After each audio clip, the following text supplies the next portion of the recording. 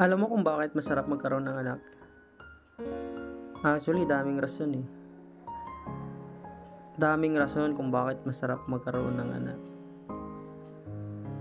Kasi aside sa blessing sila na ibinigay sa'yo, talagang masasabi kong ang saya pag may anak ka. Ang saya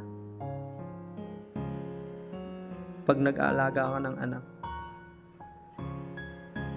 Kasi alam mo, doon mo makikita yung tunay na pagmamahal eh. Yung pure love. At sila lang din naman yung nagbibigay lakas mo sa mga panahong down na down ka. Sa mga panahong gusto mo nang sumuko. Sa mga panahong gusto mo nang umiyak. Sila yung nagbibigay entertainment sa buhay mo. Sila yung nagpapasaya sa'yo na kahit di mo alam yung sinasabi, hindi alam yung lyrics na kinakanta, o anong title ng kanta, or anong mang ibig sabihin ng kinakanta, alam mong damang-dama mo na gusto nilang pasayahin ka. Kasi bata yan eh. Pure yan magmahal.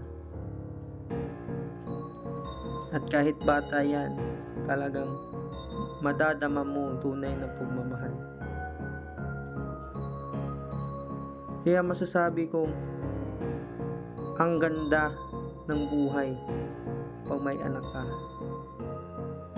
Ang sarap mabuhay kung may anak ka. Kasi sila lang naman yung inspirasyon mo sa bawat pagsisikap mo. Sila yung mga rason sa bawat pagpupursige mo sa buhay. Alam kong hindi madali ang mag-alaga ng bata. Alam kong hindi madali ang magpalaki ng anak. Pero masasabi kong talagang fulfillment eh. Masasabi kong tunay akong ama pag nag-alaga ka ng isang anak.